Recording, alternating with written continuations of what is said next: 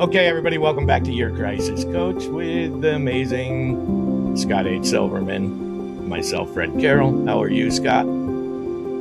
Fred, we got to get a little longer introduction, man. That's, you think? I'm well, thank you very much, Fred. I had a great 4th of July. I'm into this positive path now, rather than complaining about my problems, because I've learned over the months that your level of empathy is really diminishing. So I'll take my problems. I'll see how my empathy, my personal empathy, that hurts. Are you familiar with the word? Hurts my heart, Scott. Hurts my heart. Oh my God. Well, I told you we'll have a one-on-one session later this week, and we'll fix each other. You're calling me out in front of the guest. I'm getting called out for my. At least we're not recording, right? Oh, the empathetic part is painful. So okay, painful. Well, I've learned that our guest is a disruptor. And I was sharing this morning at my morning group. I said, I'll be on a podcast today with a disruptor. And somebody puts in the chat room and says, well, 2 disruptors should be in a very interesting podcast. So I'm looking forward to it. We're going to get to you in a second, Cali. So, Fred, how are you doing? How was your weekend? My weekend was perfectly the same as every weekend, where Fred stays home and works and does too much, puts too much on his plate, and fails, succeeds, tries again, fails, succeeds, and keeps going. That's my life. That's all 56 years of my life. Well, they say you're supposed to fail frequently so you can succeed sooner. Yeah, well, I'm waiting. I'm sure that day's coming any day now, any day. Very good. Well, let's jump into it. Yeah, you ready? Introduce your guest. Well, this is This is Dr. Cali Estes. Is that correct, Estes? Yeah, that's right. So first I want to say this. You have been the most responsive professional communicator that I've met in a very long time. You respond to emails, you do it timely, you're kind with your words. And just to give you an example, there's someone I saw online and I sent an email. I said, would you like to join the podcast? You probably know who she is. I won't say her name. And she didn't answer for a couple of days. And I believe she's also a doctor. And then her assistant emails me and says, so-and-so gets a lot of requests for podcasts. What makes yours any different? And I'm thinking, I should probably just send an email and withdraw my invitation, because I thought that's kind of rude. I believe in that phrase, edging God out. Ego gets in the way. So I just want to tell you and go on the record that you were very kind. And maybe it's just me and my personality. But most times somebody says, hey, would you like to come and talk about who you are and what you do and get a nice 30-minute piece that you can hang wherever you want, push out to your friends or irritate some that, you haven't spoken to in a while. But I just really appreciated that. And I just thought, you know what? You're one of the 1%ers. I call one of the 1%ers. So thank you for that. And we're really excited to have you here today. I've done some cursory work, but, you and I kind of known each other online for a while now. And I think a lot of our work is similar, I believe. And I want to find a way to collaborate with you. So I'm going to do a little brown nosing today, a little sucking up. And hopefully I will impress you, because I never get a second chance to make a first impression. And I'm really glad you're here. And so what we like to do is just let our guests kind of free flow and tell us who you are, what you're about, and why you do what you do, and what people need to know about you. So the first question goes to you, and you have a minute and a half to see how well you can tighten up your presentation. But again, welcome, Cali, and thanks for being here. Well, first, thank you for having me. I appreciate it. And thank you for the kind words. I don't ever turn down a chance to be on a podcast. I've learned a long time ago that any press is good press, bad or not. And I've been on podcasts where I was the very first guest, where they had never done it before, and now they blew up and my episode is everywhere. So I never turn an opportunity down. So thank you for that. So I'm Dr. Cali Estes. I am known as the disruptor. I think Arianna Huffington named me top 99 female disruptors in like 2017. And that's kind of what I've been doing in the industry. I'm also known as the battery recharger. My energy is pretty high. And I have Sober on Demand. So I work with executives, celebrities, high net worth individuals where they have a lot of money and a lot of problems and a lot of yes people. We do that really well. We do detox, in-home detox treatment, therapists, coaches, sober companions come and stay with the client. We do intervention, all of that. And then I also have a company called the Addictions Academy, and we're the largest addiction and mental health school online. So we have, as of today, 50 courses. As of tomorrow, 51. As we launch your other one, it's my birthday tomorrow, so they decided to launch the newest one on my birthday. I was like, okay, cool. So we have all those classes. We've trained 2,500 people, 75,000 or 2,500 rehabs, 75,000 people in 40 countries in the past 12 years. So we're doing a lot, and I have my 7th book coming out. Yeah, that's pretty much me.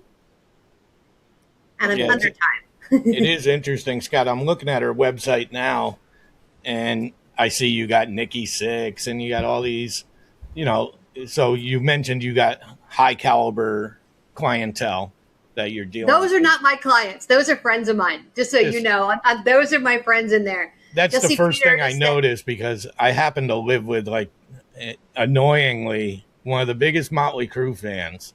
That I hear about this so much, and I'm a fan. I'm more of a fan of 6 a.m. if I had to go that route than I am of Motley Crue now. So I have to show you something when we're done.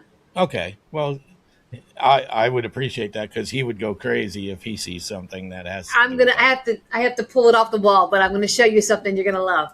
Excellent. But so, what is it exactly that I see you wrote a lot of books and stuff? I believe you got 7 or 8 of them now, books on your 7 website. Coming out. I just finished 7 over the weekend. Like you, I locked myself in the house over July 4th because I'm not a fan of fireworks and I'm not a party girl. And I'm like, July 4th is fireworks and alcohol. So I'm like, I'm going to finish my 7th book. And I shut the door on Friday and I finished it yesterday at noon. So more about on your end, though, more about you. First of all, where do you live now, and where are you from originally? And how did you even get into this side of the business? Was it from family? Was your dad in this or anything? And nope. What are some of the details on a more private setting? So I'm from Pottstown, Pennsylvania, 45 minutes outside of Philly. And I'm currently living in Los Angeles, so Manhattan Beach. I did 10 years in Miami, in Brickell. And I wanted to be an FBI agent. But I got into this specifically because, I'll give you the short version. I was in class one day and I had a diet pill problem and I had a food addiction and I didn't know it, because that's sort of how my mom operated. Growing up, when you were sad, you ate. When you were happy, you ate. When you were mad, you ate. Like, food was just constantly shoved at you. And I was overweight. And I ended up with a diet pill problem that turned into a speed problem. And I was in college studying to be an FBI agent, and I took a class on addictions, and the professor had put 17 markers on the board, back when they had actual boards, and I had all 17. And I went, oh my God, I might be an addict. And I went to the counselor, and the counselor said, well, you don't have an eating disorder, and we don't really know what's wrong with you, kind of. Because back then everything was so like weird with the DSM. And I ended up going through all these doctors, and they got a prescription for fen-phen. And that's what my downward spiral was. And I was down to like 90 pounds. And I couldn't get out of it. And I went to NA and I went to OA, and nothing seemed to work. And I ended up at a yoga class. And the yoga teacher was in recovery for alcohol. And he said, I'm going to teach you how to handle your emotions on a yoga mat. And I remember my friend was there, and she had like a week clean off the alcohol. So it was her and I in this class. And it was hot, and I couldn't touch my toes, and all I did was complain. And she turned around and she looked at me and she said, shut the F up. Just shut up and do something. You don't want to go to meetings. You don't want to do anything. Just do something. And I remember looking at her going, challenge accepted. And I made it through that yoga class, and the instructor came over and he said, every time you want to get high, I want you to do 10 sun salutations. And I looked at him and I'm like, each one of those is like a minute. He goes, yep. And I'm like, That's a long time. But I did it. And I kept doing it. Every time I wanted to get high. And when I was done, I was like, I don't want to use. And he said to me, and this is going back to the 90s, your brain is spiking dopamine. Exercise causes a dopamine spike. And when you're happy, you don't want to get high. You can't be happy and depressed. You can't be happy and anxious. You can't be happy and sad. And I remember thinking, that's fascinating.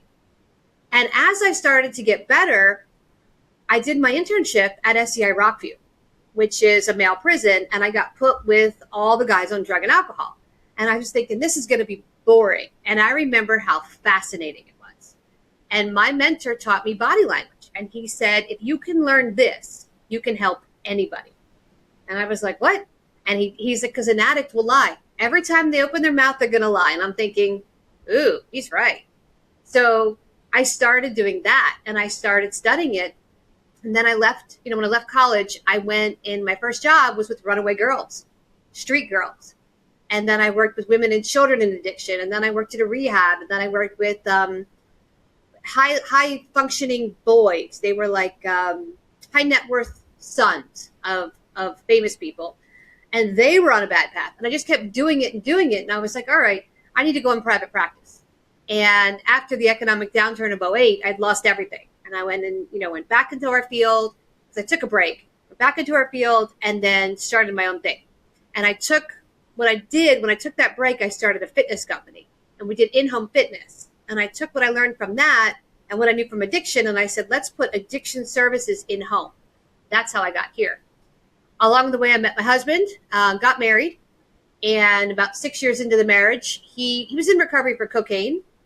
And 6 years into the marriage, he decided to find Oxy, which led to Roxy, which led to heroin, which led to fentanyl. 14 car crashes, 5 overdoses, SWAT and Homeland Security at my house. And the whole time I'm building my business through this chaos. And he passed away in 2023. And it wasn't from an overdose. It was from a heart attack. He was clean 29 days again. And he had a heart attack because his body gave out. So that's my story in a nutshell. Excellent. All of that condensed. That's a full story, isn't it, Scott? That could be a weekly series for a couple of years. Absolutely. Yeah. That's a lot in a very short time. So let's go back to most recently. Sorry for your loss. So what was it that happened to you and with you when you lost your husband? What was it that, what happened? I mean, you must have obviously gone through a catastrophic event. Can't imagine what that's like. And it sounds like that was was that a springboard for you or just something that just catastrophically happened and you grieved and went forward? But what took place for you personally? So I had asked for divorce in 2019 before COVID because he was so out of control. Like he wouldn't just use. He would use and disappear, and I'd get a call from a hospital or a jail, like clockwork. Or a police officer that found him crashed somewhere, and he always got out of everything. And I don't know, like divine intervention, but he needed to go get sober. And he would get sober. He would get a year, 6 months, and then it would spiral. He was a touring musician. So I was traveling one way to build my brand. He was traveling the other way. So when I would see him, I never really knew, is he high? Is he sober? Because he would act the same until he would detox. And then I would know. So in 2019, I was like, I can't do this anymore. I mean, I am exhausted trying to carry you, trying to carry the bills, trying to carry my company. I'm just done. And we had already written I Married a Junkie, book 1. And he'd gotten sober and he'd relapsed. And I was like, I'm just done. And then COVID hit. And of course, you can't file for divorce in COVID.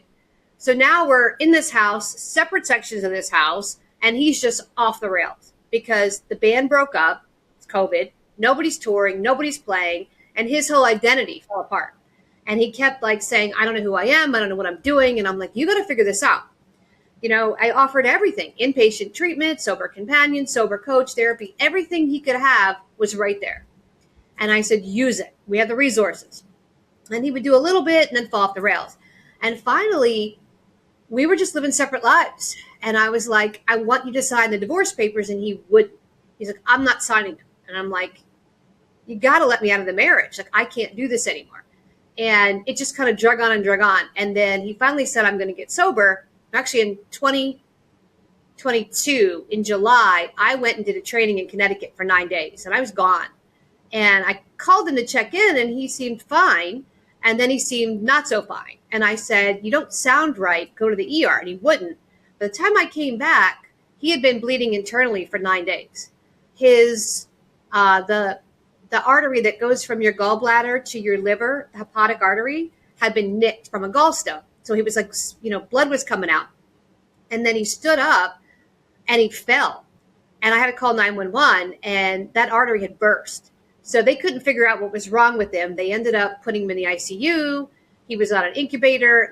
They had me sign end of death papers. I thought, oh my God, what just happened? And then he pulled through.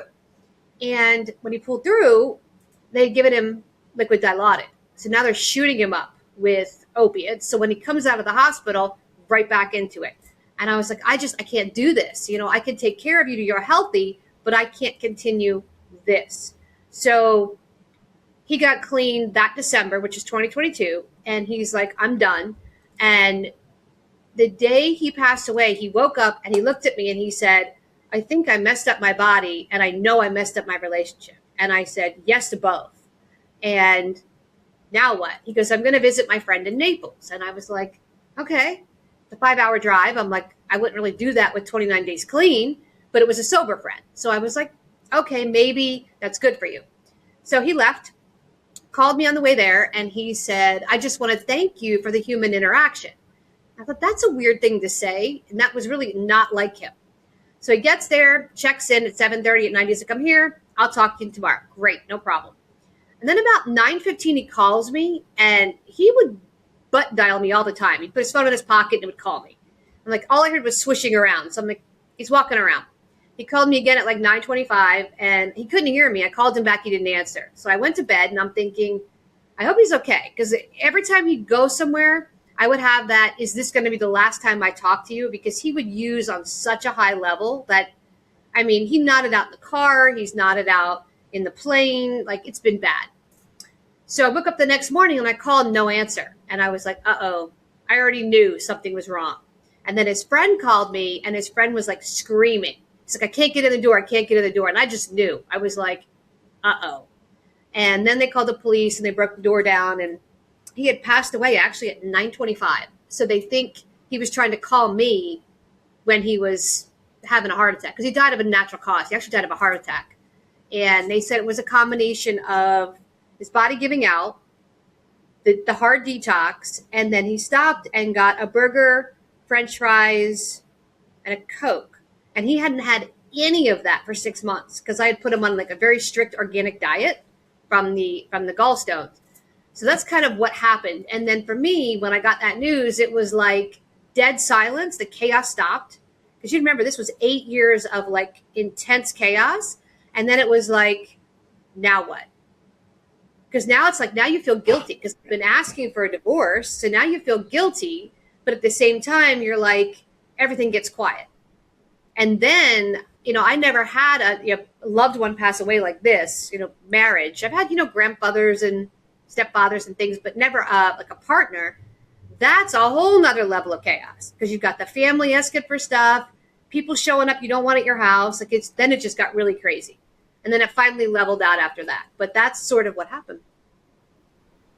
So was he, I see you have a book, I Married a Junkie, and I assume it's about your life. The I Married a Junkie, the first one, is about me building my company while he was using drugs. And that started because I had a hater in 2014 out here in LA that kept posting, Callie's no good at her job because her husband's a junkie, constantly posting this. And he owned a rehab. And I hit him up privately and I said, can you stop doing that? It's not appropriate. And he basically said, F you, and just like put the pedal to the metal and like had everybody posting stuff about me. So when my husband got clean in 2017, I'm like, let's write a book and call I Married a Junkie. And we did. And it was all about the stigma and what it's like, being an active addict and being the spouse of an addict. So we did that. And that book put me on KTLA. And incidentally, he used to be an anchor on KTLA, and he tried to get me kicked off KTLA. And I got put on 9 times as an expert because of that book. And it talked about like what I went through. And so before he passed away, we were working on the second book, I Married a Junkie 2, like all the rest of the story. So when he died, I did the second book, and I put half of it was him and the other half was his bandmates. So all the people he played with over the years, some of them wrote me a chapter of what it was like being with him while he was using or sober. And so it was kind of nice. And then that book went out as like a tribute to what that was like. Excellent. I'm always excited when people tell the truth and write their books like that, but I do enjoy that style of music too. So it all moves in it's just nice to hear and see somebody do that. What do you got to add, Scott? So tell us a little bit about what you do now with helping others. What does that look like for somebody who's never met you or has never heard your story? Articulate that, because I think we may have spoken when you were living in Florida. When? I lived in Florida until last August. Okay. So That's 2008. We actually spoke. Yeah. I think I reached out to you and we talked a little bit, and I think you even asked me, well, you're in San Diego, what can we do together? And I said, well, you're working with people that have needs. I'm an interventionist. I do family navigating, and I run an IOP and OP here in San Diego. And when after COVID, my big byline was, I don't want to go to funerals anymore. I'm tired of going to funerals. I do everything virtually now, and going to funerals virtually was kind of interesting during COVID. And there was a lot of them. You put an individual who self-medicates alone. I like to say my mind is like a bad neighborhood. I never go there alone. So tell us about that, your business and what you do now and how you help people. What's that look like? So now I project manage more than actually boots on the ground, but I still have a few, high profile clients that want to work with me, but I have a whole team. So I have 150 people to choose from around the world. And we do sober companions, therapy, mobile detox, so nurses, doctors, we do everything. So from detox all the way through therapy and companion work, case management, we have all of that. If they want me, I have an executive reset. So it's 5 days. And I come in and I work with a lot of executives that are just burnt out, and addiction is usually in the mix, but they're exhausted. So we do everything. We reset their nervous system. We do NLP. We do CBT. We do performance coaching. I bring somebody in for EMDR. I bring somebody in for breath work, somebody in for nutrition, somebody in for fitness. We literally do everything from the inside out. And what we do different is we don't start with what's your diagnosis. We start with what's your blood work look like. Because I tell people I'm not anti-big pharma, but I'm anti-big pharma. So before you come to me and tell me you're tired and sleepy and depressed, and you hear, oh, let's put you on a Seroquel or Wellbutrin, I want to know what's happening inside your body. So we do a urine test, a saliva test, and a blood test to say, oh, do you have a thyroid problem? Do you have a hormone imbalance? Do you have low iron? And we fix those things first. And sometimes it's a parasite cleanse or a mold cleanse. What's going on? We fix that first, and then chemically your symptoms go down. When that happens, I'm not battling that. Now I can talk about your trauma, and I can talk about your lifestyle, and I can talk about your stress. But I can't fix those things if your body's in fight or flight chemically. So that's what we do different. And then we do the trauma, and we do the coping skills, and then we figure out where do you go from here? What does your life blueprint look like? What do you want it to be over the next 5 years and 10 years? What does that look like? So by the time I'm done, they feel better, they look better, and they have a whole blueprint for what their life looks like. And then we stay with them virtually throughout the time. So they get the virtual breath work and the virtual training and the virtual nutrition and coaching and the therapy, moving on from there. So it's a different type of program, not for everybody, but if you want to make a 180 of your life and you want to fix everything, that's what we do. So have you ever thought about actually, maybe you have, a brick and mortar facility where people would come to you? Or do you like the idea of just kind of brokering them and using expertise wherever you can? Because I believe in that model of you meet people where they're at and you do that analysis. So because you can't treat somebody cognitively if they're under the influence of some mood altering. And if someone's chemically got a problem or, medically, it's really hard to get them to focus on anything because they're focused on their fear of, what might happen if I don't do this, even though they're slowly killing themselves by not getting the right appropriate intervention, if you will, to get the right resources to improve themselves. So have you ever thought about a brick and mortar? I have, but honestly, I like the idea of being mobile, and I like that we offer such a unique service. There's a lot of brick and mortars. Like, what, I don't see myself adding more value to that. There's so much choices out there for that. I like the idea of we only work with the top 1 to 5%. We solely bring everything to you. Like, if I'm coming in, I have a portable sauna that I bring in. Like, it's different. It's opposed to you coming to me. I think what we offer is more customized, it's more personalized, it's less people. We don't see a ton of people every month, but the quality care, I can keep it high by doing that. So I thought about brick and mortar, but I like to travel, and if I had to be on site, I don't think I could do it because then it's a job for me. This is fun for me. Got it. Well, and I'm a firm believer. I had a choice to go into the inpatient business, and I just felt like with my experience in my own recovery and lived experience that I've seen so many people, they go in with one problem and they come out with many more, and usually it's like, I hear doing interventions, we took him to rehab and he had a heroin addiction. And 2 days after he comes home, now he's doing methamphetamine and cocaine. How does that happen? I said, well, he lived experience and he's talking to people who are trying to give him workarounds. So he can come home and go, I'm no longer a heroin addict. Okay. What have you done? Well, you substituted now, unbeknownst to you. And, compulsive, obsessive, maladaptive behavior is like a magnet. And I love the idea, if their lips are moving, they're lying, cheating, and manipulating. That's how you know if an addict's telling the truth. If their lips are moving, nothing's coming out. Because they want to make you feel better. They want to push that shame away. And they want to find ways to they don't really want to hurt anybody. And they have tremendous survival skills. I mean, look how long your husband went from your story. I know how long I went. Tremendous survival skills. And then there's a lot of change that has to take place.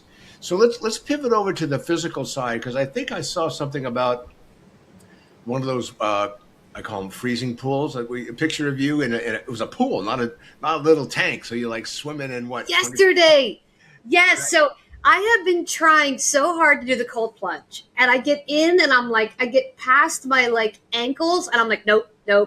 So I completed my book yesterday, and I'm like, I told myself once I completed this book, it's been taking me all year to write it, I am going to go in this cold plunge. So I'm in the rooftop in LA in Equinox, and I'm like, I pull the cover back, and I'm like, it's 50 degrees. I'm like, okay, I could do this. Like 30 seconds is all I'm going to do. So I got in, I did it. I hit the 30-second mark. I got out, and I'm like, okay, I'm still alive. I didn't die. That was good. I warmed back up again, and I'm like, I'm going to do this again. So I got in 30 seconds 5 times. So for me, that was a big win. I know a lot of people are like, oh, that's nothing. I could sit in there for 15. 30 seconds was my max. But I felt so good after, and I was like, okay, I can do this again. So I'm going to go back again today and just do another 30 seconds a couple times. Maybe I'll work up to a minute, and we'll see how I do. Well, if you were trying out for a triathlon, you wouldn't prepare in an afternoon. It takes some time to do that. So good for you. And it sounds like you I think you mentioned about diet for your husband, that you take really good care of yourself, and you put things in your body that respect you and you respect it. And I tell you, I'm compulsive obsessive with everything, but when it comes to exercise, I don't know, and people have said, well, maybe you should just accept, but every time I go for a walk, it pisses me off because I feel better.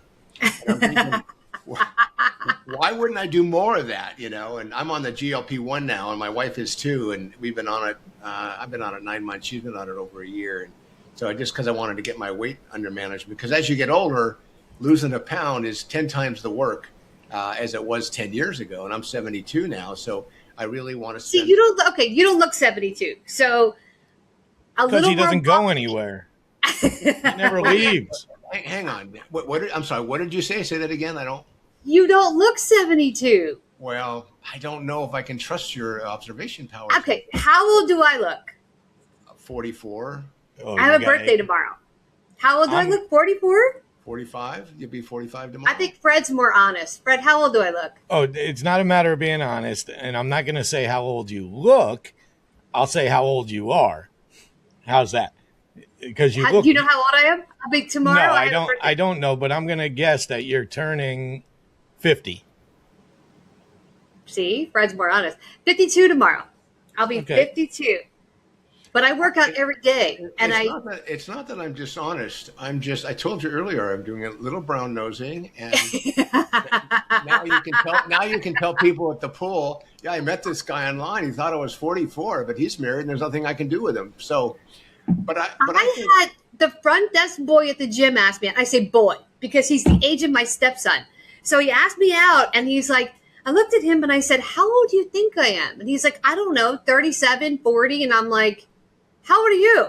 He goes, I'm 33. And I'm like, I'm going to be 52. I'm old enough to be your mother. Like, no, thank you. This is not even in my wheelhouse. And he just looked at me and he's like, my mom is 48. Or 49 or it's like something like that. 50 maybe. She was something in the age range. And I'm like, yeah, see, same age. No, thank you. Yeah, it's tough out there. As a single man who does go out, I have to put guidelines on. Scott hasn't had to worry about this in any. Scott's been married forever, but I have to put guidelines on. Like, I will not date below my oldest daughter's age, and she's 37. So I got to stay above that, and that's the only way I could keep the same. First of all, I wouldn't want anyway, but that's a different podcast altogether. But boy, is it not fun. So Fred, when you meet someone, you ask for their ID before you continue the conversation? No, I don't. And because I say that and don't technically mean it, because I am not naturally, I'm not attracted to women of a younger age anyway, because of the conversation. You could tell from the conversation more than asking for the ID. And that's my goal when I'm meeting a woman, is to connect with them on a conversation. So if the conversation doesn't go anywhere, it doesn't matter how old they are. So, but at the same time, I've met 20-year-olds that are intellectually, my youngest daughter's friends are amazing. Some of them are just amazing women with great stories, and I could engage with them conversationally. It just wouldn't work that way in a dating way. The telltale for me is when they say, can I have your Insta? And I'm like, you're too young. If you're going to ask me for my Insta, not my phone number, you're too young for me. Yeah, like, that's tough. It's a tough world we're living in, Cali. Tough world. I know.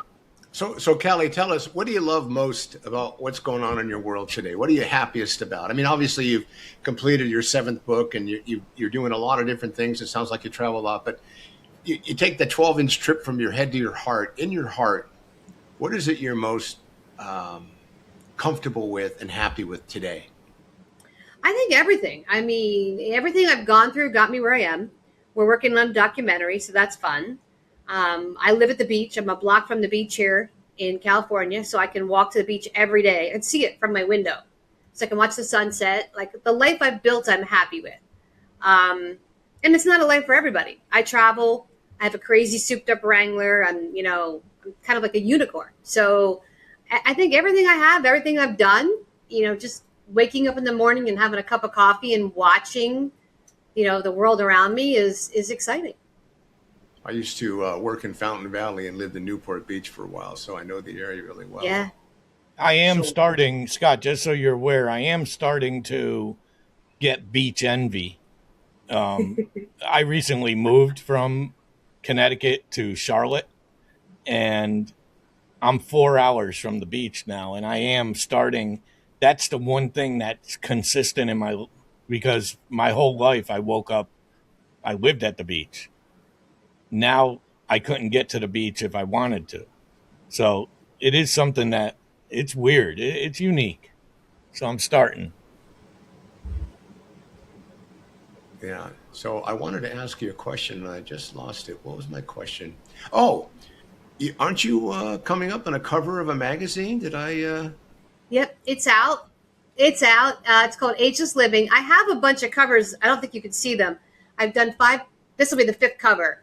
But this one is really neat. So it's a high-end magazine. It's international. I get to pick up the hard copy on Thursday, but the online copy, it's called Ageless Living, is already out. So it was fun to do. They did a whole article on what I do. and what my life looks like. And it was neat. It was really neat. Yeah. So I did do a little homework, and you look so happy in that, talking about your photo shoot, and when you had makeup people there and wardrobe people there. And that was, yes. So when you do a photo shoot or the movie, the documentary, I didn't realize how much is involved, because it's like, I've done TV. So the makeup comes, makeup, hair, you're done in an hour and a half. But when you do this other stuff, you have a wardrobe consultant that literally puts together what you're going to wear. And you don't have a choice. Like, I don't like that. Doesn't matter. That's what you're going to wear. This is how you're going to wear it. This is how you're going to sit. There's a whole process to this. And I remember thinking, I can never model. And that photo shoot that we did took 2.5 hours, and I was exhausted. I'm like, how do these models do it? I'm hungry. I'm tired. I want to check my phone. It's like all this stuff. You can't do it. You have to sit and smile. But it was fun. It was really fun. It was neat. Yeah, I'm proud of you. That's great. That's exciting. So more is going to happen, and you're going to be busier than you probably ever wanted, and the phone won't ever stop ringing. So good for you. So what is it? Tell us something that we have not asked you that we should.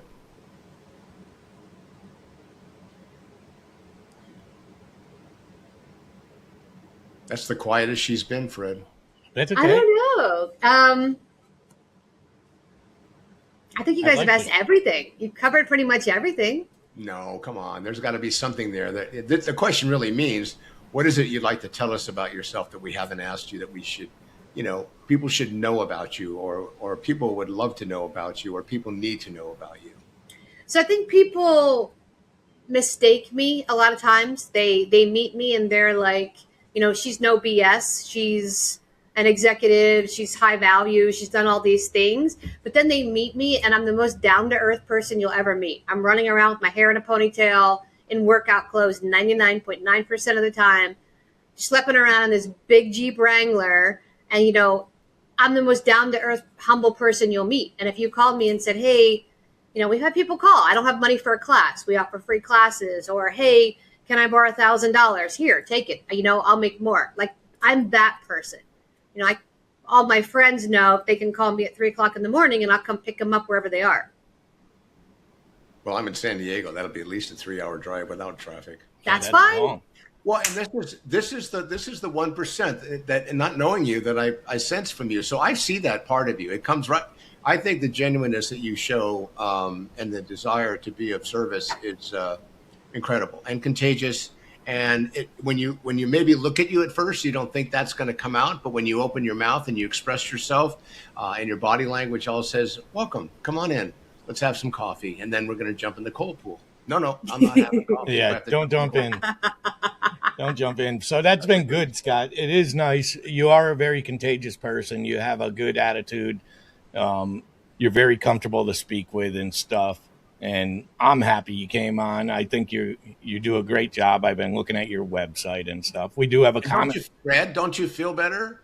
Just I do. Having this kind of energy based on how you were sharing earlier? Well, I do. But I am going out this weekend because I'm going to see AC/DC on Saturday, which is going to be exciting. Nice. Wow. And that's going to be fun and exciting. We do have a common friend of Mike Tramp. I knew Mike Tramp back in the New York days, at Lemore's. He's back in New York. Lemore's, Brooklyn and stuff. So that was someone that I wasn't friends necessarily, but friendly. Someone I saw a lot when I would go out to the shows in New York back in the early 80s. But very nice man, and he's had an interesting life. But he wrote the foreword to I Married a Junkie. What's that? He wrote the foreword to I Married a Junkie. Oh, okay. So I'm gonna look into that book because I'm intrigued by just the title. I'm glad that guy gave you all that free marketing by calling it out. It's genius when you can get that. Scott, you want to talk about your book real quick? How's it doing? It's coming along. We're getting a little traction on Instagram, and when somebody sends you a text and they're holding your book, your book in the front of them, that's kind of exciting. The You're Not God, that job is taken. And I think you'd get a kick out of that, Cali. So I don't know. Did I send that to you? If not, I will. I'll email it to you. Yeah, send it to me. And you have to come on my podcast and talk about it. Excellent. Anytime. See, Scott's great at going on to other shows. You want to give your phone number out, Scott? I do. 619-993-2738. And if the phone doesn't ring, you call Cali, and then Cali will call me, and then I'll call you back. But don't be afraid. We're here in the summertime, and you don't have to do life alone. You just don't have to. So give me a call, 619-993-2738. And how would you like people to contact you, Cali? So soberondemand.com if you're a client looking for services or help. And don't be afraid. If we can't help you, we do refer out for somebody who can help you. So reach out either way. And then if you're looking for classes, it's theaddictionsacademy.com, or just hit up Dr. Cali Estes on any social platform. I have a whole team. They'll respond to you and get you in the right channel. Excellent. Well, thank you very much for coming on the show. We appreciate it. We'd Great. love to have you back. You got the new book coming out, so let it get some traction. We'll get you back on. We'll talk about that.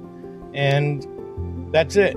That's it, Scott. We're going to be done. You want me to do my sign off or what? Do I have to keep doing that? Fred. I think it'll be good for your Yeah. soul. Listen, it's great for my soul. It's great for my karma, because if nobody has told you they love you today, we love you, and we will see you again next week.